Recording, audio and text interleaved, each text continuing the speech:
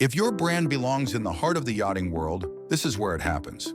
Yachting International Radio reaches over 1 million yachting professionals and enthusiasts every month, with 77 million impressions, 220,000 social followers, and 74,000 podcast subscribers.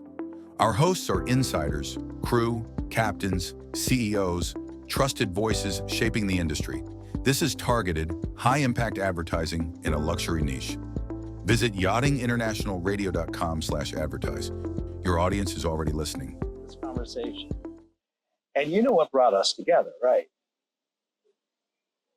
What brought us together? My own. Oh, sorry, yeah. Yeah. You know, and that's, yeah. Yeah. So that's where I think I find my connection into this conversation, into your story, in that, yeah, it's profound. It's really, really hard. Yeah. I applaud you for coming here this weekend. You make me cry. I'm trying to hold it together for you. You're good. Because I know Thursday was just 1 year anniversary of your youngest son's suicide. Middle son. Yes, sorry, Aidan's. Aidan. Yeah, 1 year. Yeah, that was real. That was, and it's like it's just 1 year. It's more than just 1 year. It's because, like you, and maybe in some ways unlike you, I've told the story that I lost my parents, my mom in 2013, my dad in 2017, both expected. I had good relationships with my parents. I love them. I miss them. But coming out of their passing, I didn't feel this kind of grief. I lost my wife in 2018. She had undergone a bilateral lung transplant in dealing with her cystic fibrosis in 2013. And again, that wasn't unexpected, but what kind of triggered me a little bit when you were telling me about your mom and losing your mom at age 15. Aidan was 15 when his mom passed, and Tristan was 9. And Aidan was always closer to his mom than me. It was just that bond. You can see, just like Tristan and I think have had a special relationship. Aidan and Lisa had a very special relationship. And so, I've had some death, but even Lisa's passing, and I shared some of the circumstances, and I won't go into much detail about that here, but I didn't feel grief again, because, she made 5 years after transplant. That's pretty good. Very good. And she got to the age of 54 with cystic fibrosis, which is remarkable.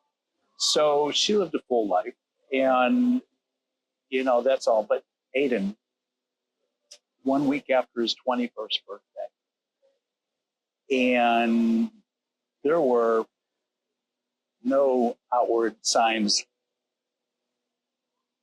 at all. He was not a drinker. He didn't do drugs, didn't smoke.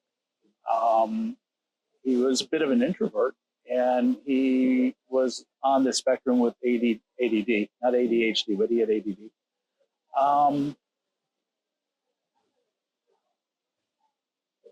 So yeah, that phone call that I got from my oldest son, he was living with my oldest son, Rick, at the time. They were both working at Universal Studios. The morning of the 21st of August, 2024, was my day. Rick on August 20th, 2024, Rick on August 21st, 2024. And I didn't know it at the time, how profoundly my life had just changed like that. You get that phone call. My son, I had my phone turned off that night. And I don't remember why. I woke up about 6:30 in the morning, and I saw all these missed calls, the message and the voicemail. And Rick's like, "Dad, pick up working phone. And I call him. It's like, what? He says, Aidan's dead. Just like that. I mean, just like that. And now I've got to get up and walk into Tristan's bedroom.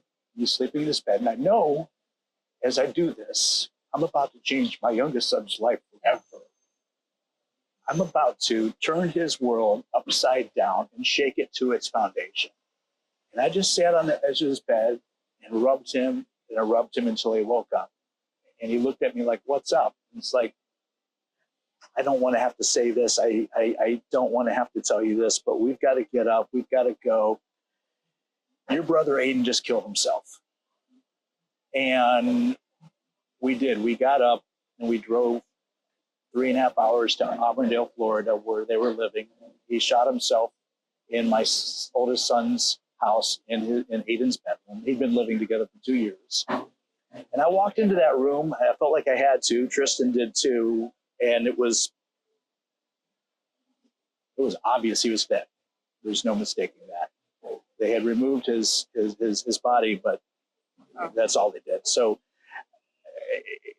there's some morbid closure there in some ways, kind of like when you sat with Kristen in the morgue, and I didn't have that luxury for some obvious reasons, maybe. But we left, and I came back home with Tristan with a whole list of what I got to do. I got to deal with his cremation and his estate, and what. So I'll immediately go into dad role of, okay, this happened, this has to happen. The grief. I mean, I've got Tristan. I got to deal with just did in my oldest son's house. Where's his head at in all this? And then I told you the story that 2 days later, I had already scheduled an podcast interview with Laura DeBella, and I didn't cancel it. And I still go to that interview, one of the few interviews I actually watch again more than once, because I met with her for the first time that day. We had lunch together, kind of do a pre-conversation before we did the interview. And I thought, I'd better let her know what's going on in case I just completely lose it in the middle of it all. I hadn't lost it yet. I was still keeping my shit together, right? And we sat down across the table from each other. I said, Laura, before we get into anything else, I just need to let you know that 2 days ago, my middle son, Aidan, committed suicide. And she just looks at me and she reaches across and grabs my hands like this and holds space for me for about 10 minutes. Didn't say much. The waiter came and went a couple times. And then she's like, we don't have to do this. And it's like, I think we do. I want to do it. Let's do it. So we had a light lunch, and we went to Resolve Academy and sat down and set up the studio kind of like we just did here this morning, and nailed a good interview. Man, it's a good interview. And I got home and I'm thinking, I got this. I'm good. It sucks. I miss him. I'm sad. I got this. And that evening, I walked out to my backyard, and my backyard overlooks this lake. And we're on the edge of the Everglades, beautiful, watching the sun go down. I'm barefoot in the grass, a few deep breaths, and all of a sudden, it felt like somebody sucker punched me. I went to my knees, ended my elbows and my head in the ground, and I spent 45 minutes losing it. And that's when I realized I wasn't okay. Yeah. That's when I knew I wasn't okay. And I didn't know what to do. And it's been a journey for me this past year, trying to figure things out. And I've made a lot of mistakes along the way. I've broken some hearts along the way. I've not been the Rick that I thought I was along the way. I tell people that I've got this, like, in my chest, this emptiness. Never felt that before. It's like something should be here and it's not here. And I heard someone say not so long ago that your mind and body and spirit, it's not just your brain. Your heart has as many neural pathways as your brain does. They're interconnected. And maybe that's it. the heart is the soul, the whatever. And one of the reasons why I thought it was important to have this conversation with you is that after a couple months, and I'm trying now to figure out, how do I heal myself? How do I heal myself? Because I didn't understand my grief, and I didn't understand what grief is. And people will tell you, well, there's the 5 stages of grief. Well, bullshit. There's not. That's total crap. It's not 5 stages of grief. There's one big, early package of grief. And you don't get to parse it out and stage it up and get this one. It's all. And so I was going to listen for podcasts and other people talking. And I found my best therapy in talking to other people like yourself who have dealt with suicide, who have had to deal with grief and the management of that in relationships and professional and personal and all the crap that you have to unburden yourself with. And there's precious little out there. And then people don't want to talk about it. They don't want to talk about this. They don't want to talk about it. They silence you when you do. Get over it. You know, come on, you've been grieving long enough. Let's go. Stop being so miserable. Stop being so negative. Talk about something happier. Yeah. But that's the problem. It creates this vicious cycle of the griever getting depressed and not getting the help, not being able to talk, getting silence, who often kills themselves as well. Right. And if they don't kill themselves physically, they commit emotional suicide. Yeah. Or become alcoholics, you know, get addicted to benzos, opioids, alcohol. Right. They mask their grief. All the masking, all the things that mask all that stuff. And so we're here today. Now, the reason I'm talking to you and knowing that there's tens of thousands, maybe eventually hundreds of thousands of people that listen to this interview in the weeks and months to come, it's okay to talk about this. You should reach out. You know, and it's okay to reach out to people that you know are grieving. I mean, just hearing Aidan's name puts a song in my heart. When someone just stops for a moment and says, "Are you okay?" Thank you. Yeah. Today, maybe I am. Tomorrow, I might not be. But thank you for holding a little space and asking the question. You know, Rick, you don't seem quite. No, I'm not quite the same. Yeah. I hope that's okay with you, because I'm not. I told you about an interview that I missed with a very influential yachting professional a couple of weeks ago. It never happened before. It was like, wow, you know, thank goodness Bob's agreed to sit with me again, and we're going to get that interview. But yeah, it's a grief fog. Yeah, it's a grief fog. It's you know, your loved one's saying, "Don't you remember I told you this?" And it's like, no, I don't. You know, my oldest son came to me about a month and a half ago. He says, "Dad, you okay? Because, you know, Mom passed away. My mom passed away from dementia. And, you know, are you maybe?" I was like, "No, son, my brain is, maybe there's a bit of a fog going on, but what you're seeing and experiencing is I'm coming to learn and comprehend is the way my body is responding to the trauma, the post-traumatic stress of violently losing your 21-year-old son. No rhyme or reason." Yeah, your nervous system is absolutely screwed. Yeah. And it takes time to figure it out. Deep rest is important, if I can say anything. Yeah. Slow down, speak to people. And when people tell you there's a problem, listen to them. Don't just dismiss it. I find a lot of people dismiss it, especially in the yachting industry. Like, I was exhausted, I was tired. The other 6 crew that was on were tired, they were exhausted, not from grief or anything, but, you know, we went to our captain, my stews came to me, the personal trainer on board came to me, crying on my lap in the crew mess, actually, because she was exhausted from all these back-to-back charters. And then I would take it up to the captain, and he wasn't interested. You know, suck it up, buttercup. Yeah, toughen up, and is it your age, and all these ridiculous things. Instead of sitting us down and saying, how can I help? Mm-hmm. How can we help each other to share this load? Right. You know, so when someone comes to you or doesn't come to you, if they're particularly silent or masking it with extra work or Mm-hmm. You know, I often joke saying my sarcasm is my trauma. Yeah. You know, and people have said to me, but you're so happy and positive, and like random people that I meet would never think that I've gone through half the shit that I've gone through. Right. Because I've put on this, well, I am a positive, happy person, and I've learned to be grateful for every day that I've got on this earth. And I've learned through various plant medicine ceremonies that I've done that you don't die. It's just Right. Can we talk about that? Yeah. First of all, I what you just said, and people that know me, I think would agree with that same, that I come across very positive. I live in gratitude. I try to constantly live in gratitude, more so now than ever. I've always chosen to be happy. I tell people, like, every morning you got two choices.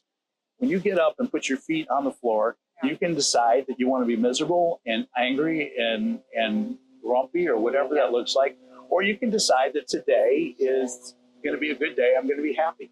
And it is, frankly, that simple. You make the choice. I choose every morning to be happy. Now, sometimes life intervenes and says, not today. Yeah. But no, I think that's important to live in gratitude and try to be happy. But for this last year, the smiling Rick you saw at the different yacht shows and podcasts and at parties and dinners and all that, that was masking the very damaged and hurt Rick that still exists, will exist for a long time. I've come to recognize that I will never heal this hurt, this grief, but I am learning to walk with it. There's a poem that I share with people, Love Came First. And I think that when you recognize that the profoundness of the grief you're feeling is a reflection of the profound love you held for that individual, there you go. I also talk about my hero in podcasting, Joe Rogan.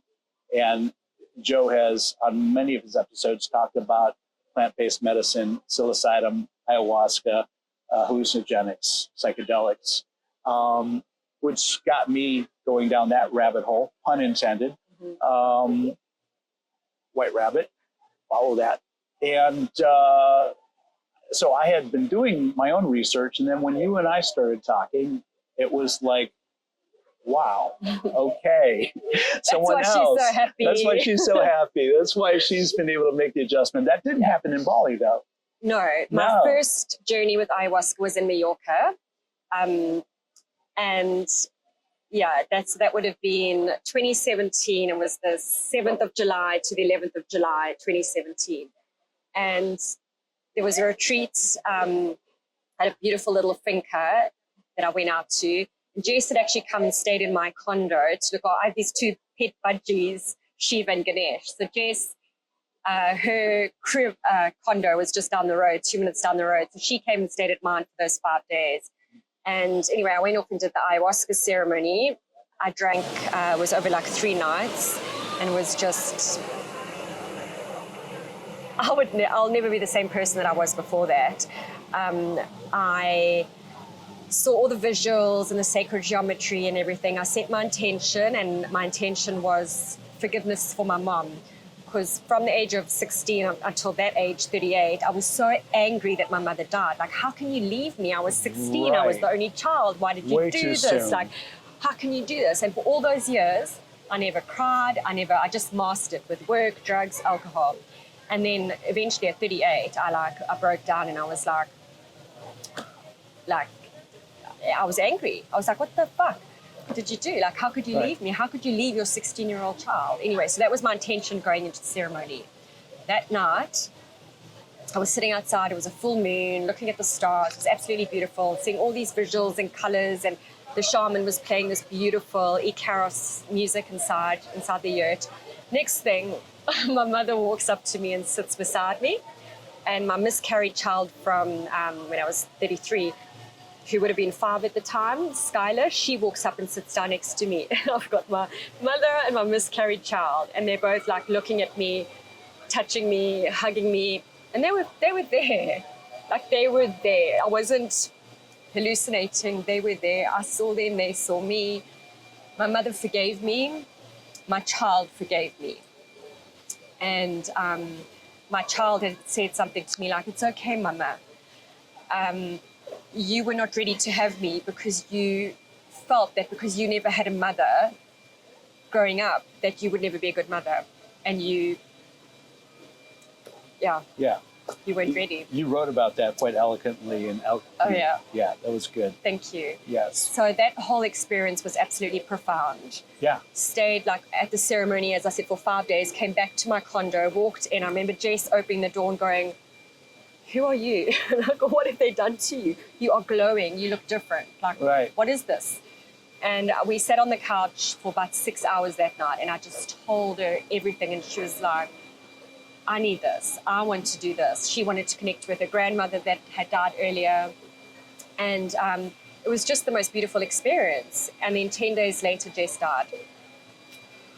Wow. So then I had this guilt thinking, I was just so confused. I was like, why was I drawn? Because they say ayahuasca, madre, mother ayahuasca, the spirit calls you when you need it. And I was like, why was I called to do ayahuasca in Mallorca? Like, was it preparing me for Jess's death? And then fast forward to Bali, I went to this lovely healer, Punuwasu in a wood, and I sat down and I opened up and I cried and I said, I'm really freaked out because I did ayahuasca, then Jess died. Was I called to do ayahuasca to prepare me for Jess's death? And he said, no, you were preparing her for her death. Without you knowing, without her knowing. Wow. So by me sitting on that couch that night and telling her death is a beautiful thing, people don't die, it's energy. You can see them when you drink ayahuasca, just not in everyday life. They're here with us all the time. It's unconditional love. Like I felt it that night. And Ponuwasu said to me that night, that day, he said, you were preparing her for her death. So that when she was in ICU in hospital dying, she wasn't afraid. Beautiful. That is beautiful. Well, those that I share with, I've been clear that I feel that pharmaceutical medication for depression, for mental health is dangerous. Dangerous, yeah. It doesn't fix anything. It masks and hides. And I refuse to even consider going into that type of therapy, that type of treatment, whatever. And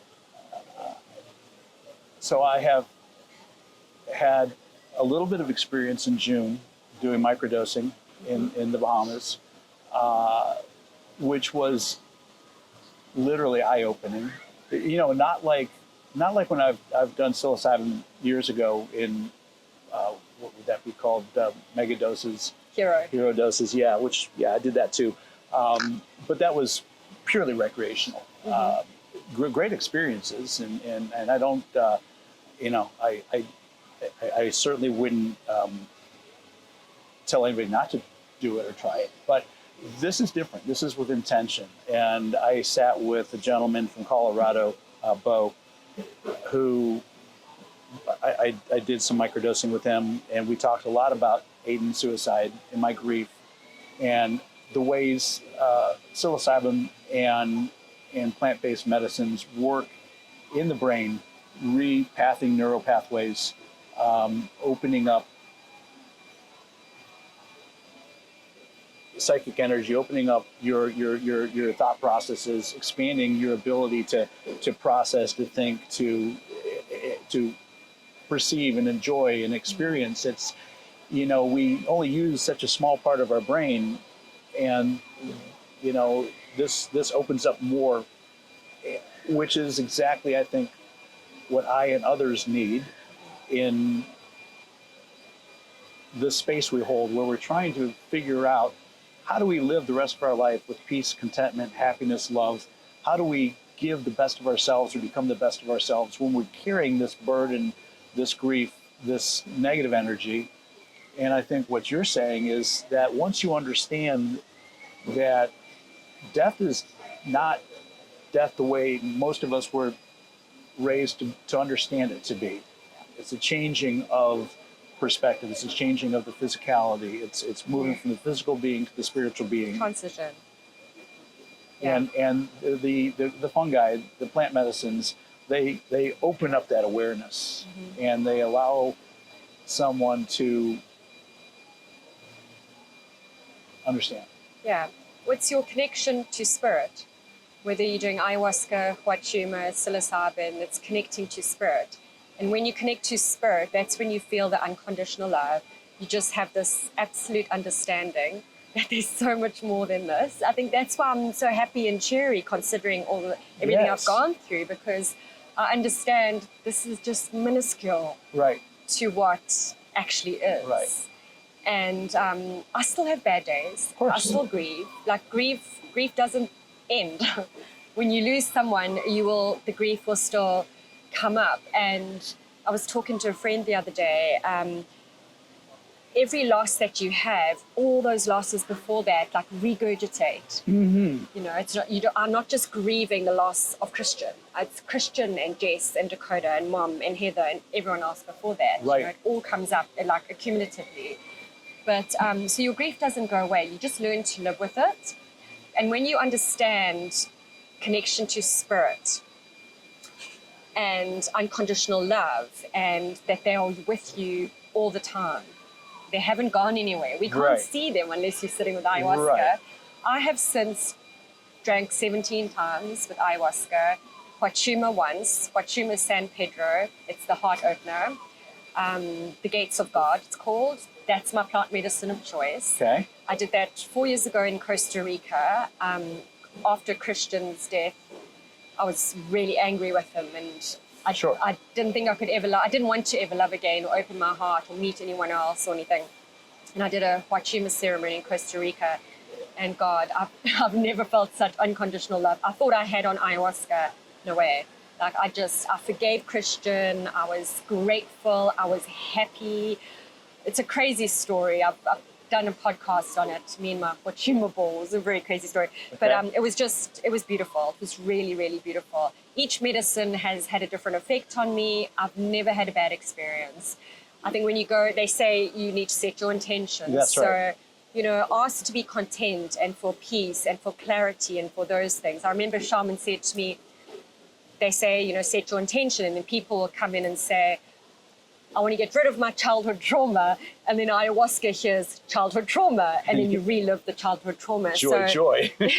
Yeah. So you've got to be really like smart with how you intend, but also let go and have no expectations. And trust the medicine. Have absolute trust that it gives you what you need, not what you want. Exactly true. So, yeah, so I have now made several connections with people that do this in ceremony, and I look forward to that happening in the very near future. And it is certainly going to be part of my walk in, again, I don't want to use the healing word, that's not the right word, understanding. You know, it's funny you when you're just talking about how they're with you. I remember a couple of weeks after Aidan's passing, my sister, youngest sister Cheryl, basically said, Rick, Aidan's with you whether you know it or not. And I take a walk every morning with my dog Sally. We walk about 8 kilometers, about a little over 4 miles every morning. And it's cool because Sally is 7 years old. She's 75 pounds, big girl. We walk off lead, no leash. She walks right next to me. We walk through the school zones, and everybody's like, hey, Sally. Nobody says, hey, Rick. It's all, hey, Elle knows Sally, right? But where we live in Weston, near the Everglades, sometimes you get mosquitoes. We get these nasty yellow flies. Hate those. So I usually carry a buff. And so if I have to cover up a little bit because the yellow flies are out, then I throw a buff over, right? And so I grabbed a buff off my dresser, and it actually was one I had taken from Aidan's bedroom, was one of his, and there's a couple photos of him with that buff around his neck. And so I thought, okay, I got Aidan with me. And we're walking along the sidewalk about 15 minutes into the walk, and all of a sudden I had this yellow fly come on my face and bite me, and I said, you know. And then another yellow fly came in around the back of me, and then the third one came in. I swear I heard Aidan's voice saying, Dad, you dumb shit, you got the buff right there in your hip pocket, use it. And it was like, and I pulled it out and I put that buff on and they're gone. There was no more yellow flies. Not there was no more yellow flies trying to bite me or bothering me, but couldn't get, no, they were just gone. And I thought, wow, okay. You know, and I grabbed onto that moment, but I haven't had something quite that profound since. And I'm like, God, was that just me imagining that then maybe? I don't think so. Are you asking? Are you asking every day for signs? Because I talk to my whole spirit team like a mad woman. Do you? Absolutely. Okay. I haven't kind of got there yet. It really works, and it's magical when things happen. Yes. Like, I'm like, give me a sign. It actually got really bad. I lived in Tulum last year. I was in Playa for 2 years, went to Tulum for a year, and returned to Playa last year, end of last year.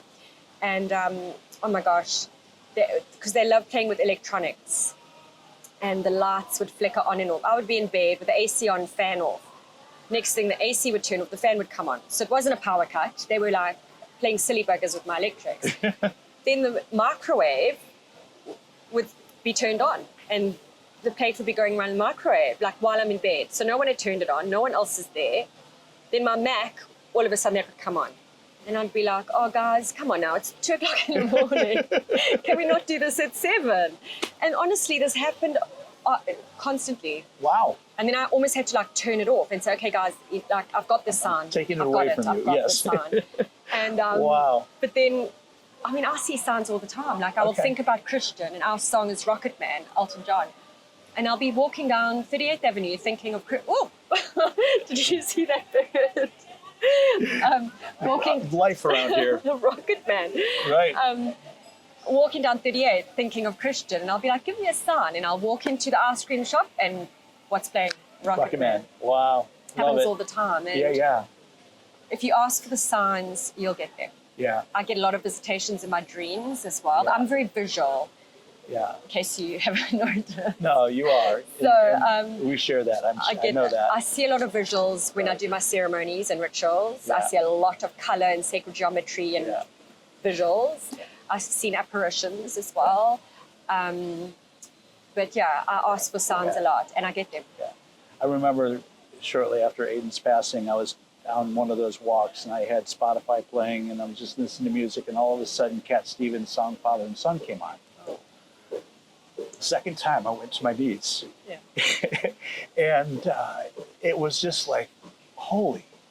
I can't, I had to I forced myself to rewind it, and the second time I listened to it, I cried as profoundly as the first time I heard it unexpectedly, because the words are so profoundly, I've got to go away.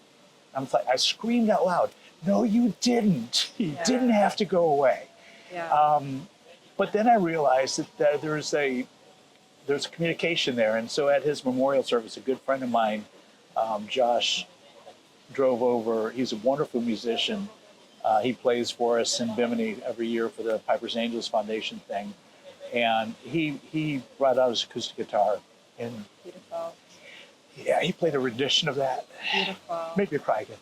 Yeah, it's beautiful. Well, as you know, as I said, it's energy. They don't die, they transition in their energy. So I believe that the reason they can fiddle with our electronics and technology and music is because that's all frequency, sound waves and light waves and all these things, and they can play with that. Well, aren't we just frequency ourselves? We are all frequency, exactly. Right. When you get to a higher frequency, things get better, and when you stay at a low frequency, it's not so good. And I've connected with my spirits as well, with mediums and psychics, and I'm a Reiki healer as well. So I've been on my spiritual path since I was 27 before I left Dublin. Right. And so I'm very connected to the spirit realm. Right. And when I speak to mediums, I get messages, and there's no ways that these people would know that message that my mom has told me and stuff like that. So. Well, and it's interesting too, because I was raised Christian, and while I am not a church going every week practicing Christian, I do hold my faith in Jesus Christ as my Lord and Savior. And the gentleman that I'm going to be doing ceremony with next month, he and I were talking about intention and about that. And he was clear. He said, you know, I'm very much spiritual and a practicing Christian. He says, my experiences have brought me in person, face to face with Jesus Christ. It has solidified my relationship with God and with Christ, and has made my belief rock solid. He said it is, you know, and I think it's outside of the form structure of the formal church. It is the personal relationship we're always talked about having with God, to develop your personal relationship. And I think this is a conduit between our physical self and our spiritual self, that we're able to make that connection. So the intention, of course, is to come closer to your God, come closer to your belief and what that means. Yeah, I know a lot of... Oh, sorry. It's all right. Can you hear the song? I Wonder. It's Rodriguez. Yes, I hear it. Rodriguez. Unfortunately, these are noise canceling microphones, so I don't think our audience can That's hear it. okay. But in Alchemy, I talk about Jason and I listening to Rodriguez. Yes, more than once. Wow. There's the sun.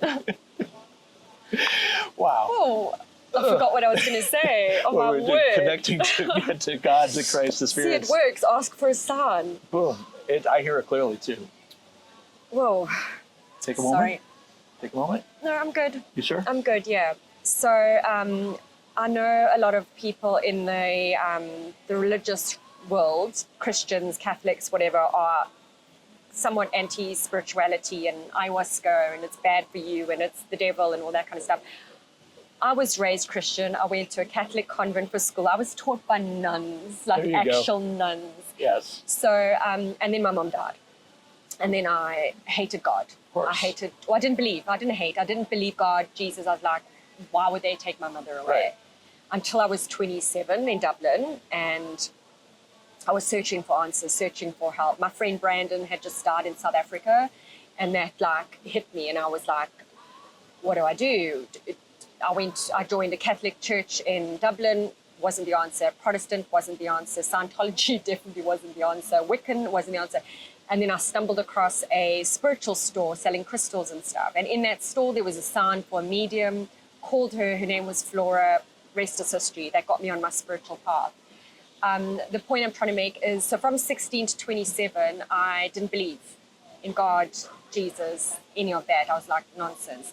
And I've been practicing my spirituality quite like a lot since. It wasn't until my first ayahuasca ceremony in Mallorca, I was sitting in the yurt and I saw Jesus. And then I saw my mom and my child and all this Right. stuff. And Jesus came to me. I can't believe I'm talking this. Jesus came to No, me. it's real, though. I never thought I would be saying this, especially on That's camera. good. It's good. But he came to me in a space that I felt comfortable where I would believe.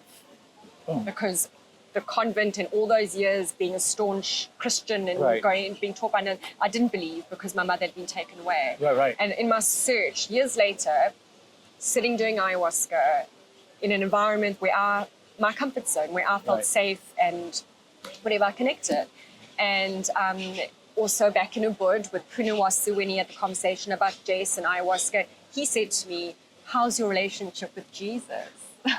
So Wow. Jesus comes up a lot more since I've been on my spiritual path doing ayahuasca. For some reason, I don't find that at all surprising. I don't. And again, I think that's another reason why I am very optimistic about the benefits that I intend to take from my work. And I will be open about it and I'll talk about it. You and I mentioned something when we first got together yesterday, and we were kind of talking about what we're going to talk about. And I told you that after Aidan's suicide, I said, you know, I'm bulletproof. And you looked at me and you said, you too. There's something that happens to us that makes everything else Irrelevant. irrelevant. Yeah. You'll never be the same. And like one thing, suicide, grief, death breaks you, but fuck, it makes you strong. because you realize nothing that anyone can say or do will hurt you. Right. Yeah, which you have to be, I'm speaking for myself again, careful with that, because I think handled poorly, then you have the potential of hurting other people, not intentionally, but because you are in this space that they're not. You know, you look at things a little bit differently, and yeah, so I'm working through some of that right now too, but successfully and with intention, which is maybe how I'd like to try to wrap this up in the conversation of, for those who have not experienced what you and I've experienced, but know people that have, what advice would you share? Because, you know, because if you're on the outside looking in, it can be a little awkward maybe, you know, because you, like you said, come on, you've been grieving for months, get over it, let's move on. That doesn't work. What would you say to somebody if you had the opportunity to just look them in the eye and say, you know, if you know somebody that's suffered suicide in their life, survived suicide is how I like to put it, what would you tell a suicide survivor when you are in their presence? How would you help them? How would you comfort them? I would tell a survivor that it does get better. It might not feel like it now, but trust me. I'm a 3-time suicide survivor. You think you are in hell and you can, or you're drowning and you will never get out of it, but you do. And when you do slowly come up to the top of the water and you take that breath, you appreciate life even more. So it's the contrast, the hell, and then that like just loving life. And it's rebirth in a way? Rebirth. And that's exactly what this book, Ghosts We Carry, I've divided it into 3 sections. Part 1 is the detonation. That's when you get the call. Oh. The before and after, who you are before and after the call, the detonation. Right. The second part is called the aftermath. Just trying to get your life back together and figure it out. And yeah, and then the third part is called the rebirth. Wow. So you do get through it. You come out even stronger. You'll never stop grieving. You're never completely healed. You never stop thinking about that person. I think about all those people every single day. That's why I can't bloody sleep at night. They take up all my time and space in my head. Right. But you carry the grief with you. You don't work through it. You don't get over it. You take it with you. Take it with you. Yeah. Yeah, you do. Yeah. Yeah, you do. You own it in a way. You know. I tell. I've shared this with a couple select people. You know, when I feel that profound pain, that gut wrenching to the knees, wailing, and I don't think in my entire life up until this past year I've ever been so hurt that I would cry out loud, scream to the universe. And I've done it so many times, just literally screaming into the air, you know, why? You know, why? And that is part of the process. And I think I'm coming through that second phase of your book right now. Maybe knocking on the door to that 3rd chapter, but I'm only 1 year in. And I recognize that in the grand scheme of things, that's not deep yet. No. Well, it's been 6 years since Christian's death, since his suicide, and 4 years since I stopped pretending. Okay. The first 2 years, I just pretended, I mastered, I was back on yachting, just didn't deal with it. So in hindsight, I haven't given myself 6 years, I've only 4 years in. 4 years, right. Well, in the 4 years, you've written how many books? A lot. I've published 3. These 2, Alchemy, which is part 1 of the trilogy. It's a great book. The other 2 parts, 2 and 3, I'm still editing. Yeah. I'm a Virgo perfectionist, so I keep going back and changing. So 2 are on my computer.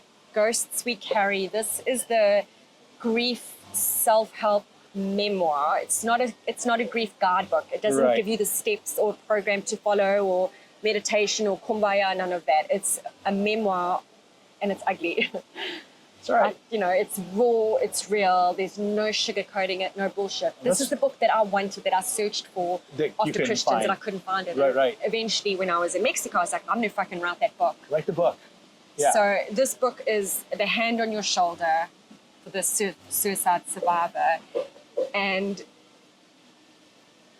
it's just, when you read it, for you to know that you're not alone, that I get it. Right. I get it. I understand you. Right. You're not going crazy. You're not losing my mind. You're not broken. You're grieving. Yeah. And all you need is deep rest. Not depressed. You're not depressed. You're not fucked. You're not mental. You don't need Valium. You Right, don't no. need antidepressants. No. You just need deep rest. Yes. Thank you. Yeah. Yes. And I agree. I agree. Yeah. So, and then I have written, Yeah. I've written a yachty book called Screw the Crew, I've read it. which is a satirical take on the yachting industry. That's written under my pen name, Ivy Eveline. And that's the appetizer to my erotic novel called Dirty Little NDA, which is part memoir, part novel. I can't wait for that one. I read Screw That's the fun. Crew. Actually, I've bought several copies to give to some of my yachting friends. Oh, lovely. Thank you. And you've agreed to sign those for me, which will be a nice little embellishment to these gifts that I'm going to give out, because it really is a love letter to the yachting industry. Yeah. When you look at the title, you're like, no, someone else, demeaning the yachting industry, and it's like, no, it's a love letter. It's If you're a yachty and you read it, you'll understand. Yachting Yeah. is all about the banter, yeah, the wit, the sarcasm, Yeah. and the way I've set up the book, it's by departments. So it sets up the great. hierarchy of yachting. So if you haven't worked on a yacht and you have no idea, it's good to understand it. And if you are a yachty and you read it, you're Right. like, oh my God, yes, we've got that chef, we've Well, got that engineer. having been in the yachting industry for just at about 40 years, but never actually worked as crew on board a yacht, I'm familiar with all those positions. But the way you describe them is wonderful. And there's a lot of people in our industry that have never been close enough to that part, the crew aspect, that are clueless. So I think it's a great read for anybody who takes an income from the wonderful world of yachting. It's an easy read, a good read, but the way you write is wonderful. Thank you. There's I a lot love of it. sarcasm. Oh yeah, that's great. It's great. You don't pull any punches either, which is No. also cool. So, Elle, this has just been cathartic. Thank you. Thank you. What can I say? We're here in Mexico. We're surrounded by life. We've survived things that so many people can not even comprehend, and we're still smiling. And today's a good day. Yeah. Yeah. Absolutely. Thank you so much for coming down to Mexico to record this podcast. Pleasure. It's been great connecting and supporting you on your suicide grief journey. And I just want you to know my phone is always on, my door is always open any time of day, because I know what that roller coaster is like. You think you're okay, and then all of a sudden you're buying cheese and what's that store called? I'm trying to think of a name of the store, Publix. Publix, yeah. And then you hear a song, and next thing you're on the floor crying. I know. I've been there. I know what it's like. I was walking a couple of days before I came over here, and I haven't cried in a while. And Evanescence, My Immortal, came on. Just listen to those words. It was like, fuck me. But And don't, I just, also since these dates and the suicide dates, when I hear a song now, and I Yeah. actually hear and listen to the lyrics, I'm like, fuck, I had no idea this is what the song was about. Right. I had no idea they had this loss. I didn't know he was talking about this. Right. Everything hits differently. It does. And as I started this conversation, and as we come to the end of it, I'm going to say it again.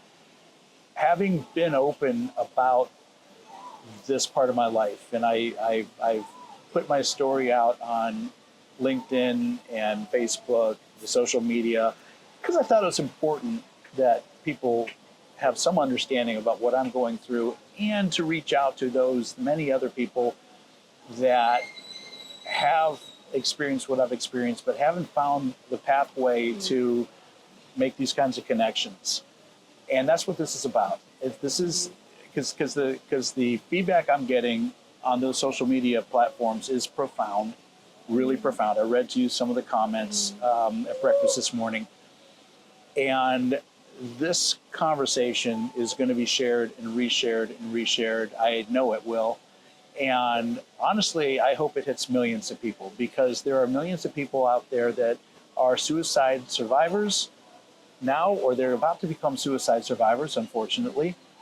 And there is grace, there is hope, there is a way to get back to some level of normal, whatever your new normal is going to be. And I want to leave this with that optimism that you can go through this horrific experience.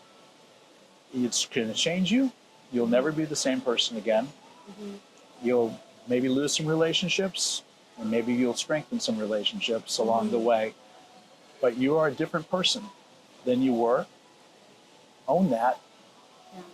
Treasure that. Yeah.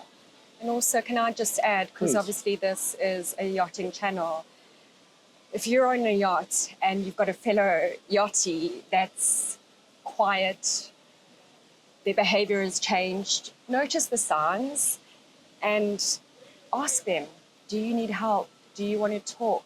Can I help you? Can I take a load? Are you, and especially for captains and head of departments, for the captain to notice that. When the crew go to the captain and say, I'm struggling, I'm tired, I can't do this, don't ask them if it's their age. Don't tell them to toughen up. Don't tell them to get a job at Starbucks. These are comments that captains are leadership saying. role. Just be kind. Right. Everyone we know is struggling with something that we don't know about. It's true. Some of us mask it really fucking well, like I did, until I didn't. Yeah. So support your crew, look out for the signs. And I think there needs to be a bigger spotlight on mental health or mental wellness in the yachting industry. Well, I've mentioned that in my social media posts and in other conversations. And while I will continue to interview the icons and influencers and legacy names in our industry, and I will continue to explore the business of the yachting industry, I intend to continue these conversations out.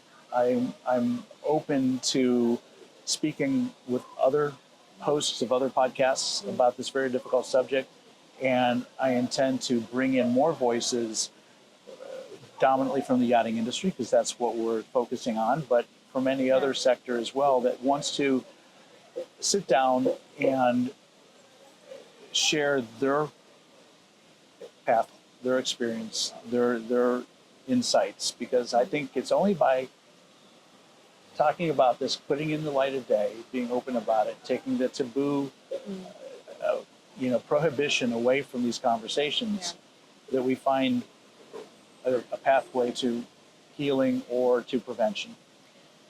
I can guarantee that if we were at the Monaco Boat Show or any boat show, any yacht that we stepped on, and we went into the crew mess and held a crew meeting, we would say, anyone lost someone to suicide, there would be at least one person that would put their hand up.